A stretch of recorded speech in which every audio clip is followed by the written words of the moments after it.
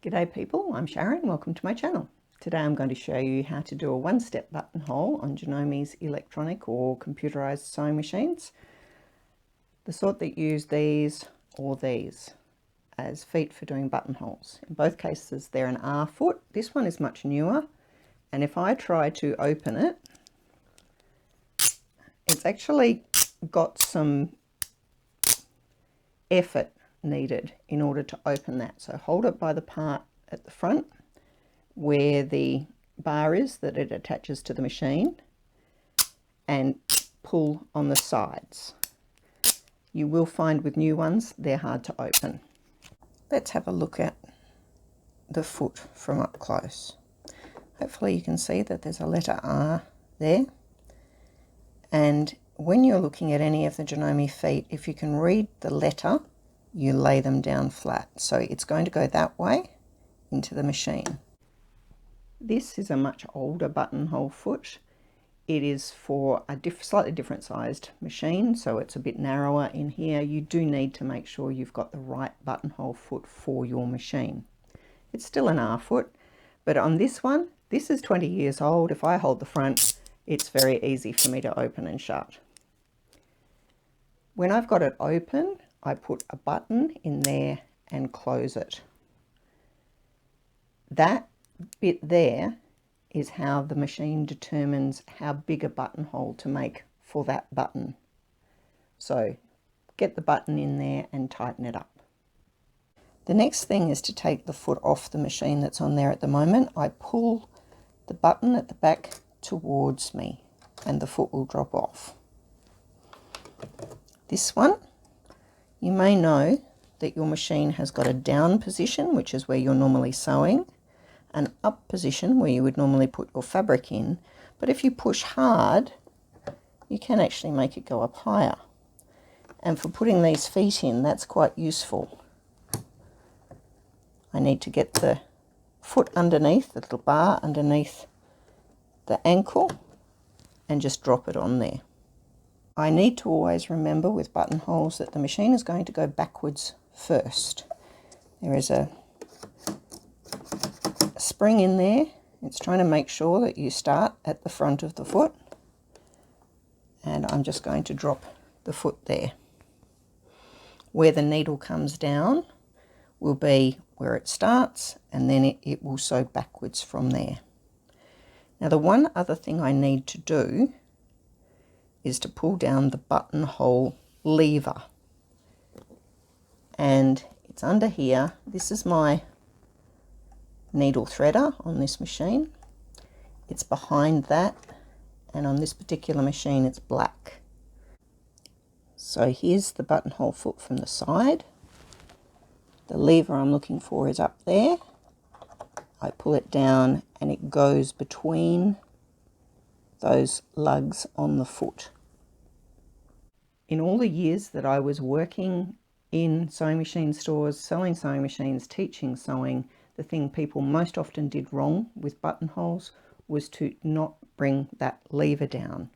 And if you don't bring the lever down, the machine will stop after a few stitches, as much as to say, okay, what do you want me to do?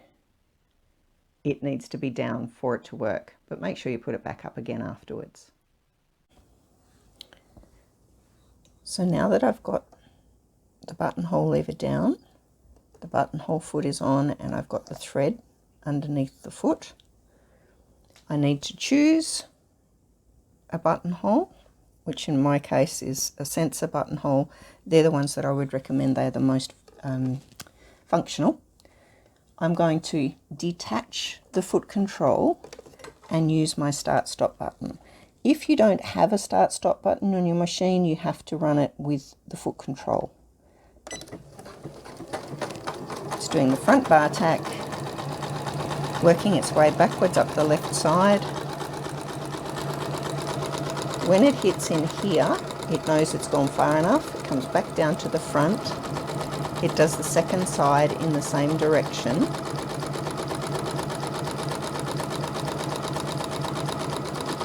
Back bar tack and locks off. Now there are some interesting things, variations between different machines.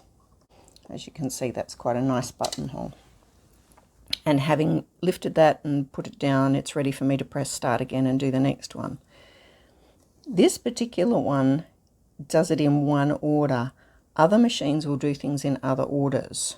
So some of the machines now will do a line of straight stitching backwards, and then they will stitch the zigzag coming forward. So they do stay stitching, zigzag over the top, they go over to the other side, stay stitching, back bar tack, and then they come forward doing the other side.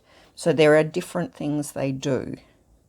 Don't think it has to go this particular order, but always make sure you do a practice one. I can trim that off, and then I'm ready to cut the buttonhole.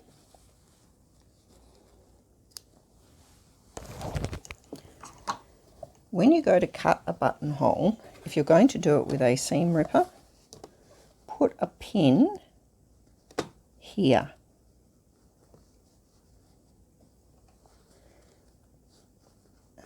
Perhaps a little bit closer to the end, but definitely put a pin in there. I'm going to put my stitch ripper into the buttonhole, and hopefully I managed to cut one. It's hard to do this around a camera, but the reason I've got that pin there is to stop me just going straight through the end. I often will start in the middle, go to one end, turn around, put a pin across here and go in the other direction as well. I would always do a practice buttonhole first, and do it with all of the appropriate interfacing and the number of layers of fabric that is going to be used in the final product. Just detach and push the buttonhole lever up and detach this foot, cut it out. Now, if after I had finished doing that buttonhole, I tried to push this button through it and it was too tight, what I need to do is just open the foot a little bit further, and that will make this bigger and the buttonhole a little bit bigger. On the other hand, if this is a really thin button and when I go to try and put it through the buttonhole, it's so loose it's just going to fall apart, I need to take note of where that is, get the button out and make it a little bit smaller.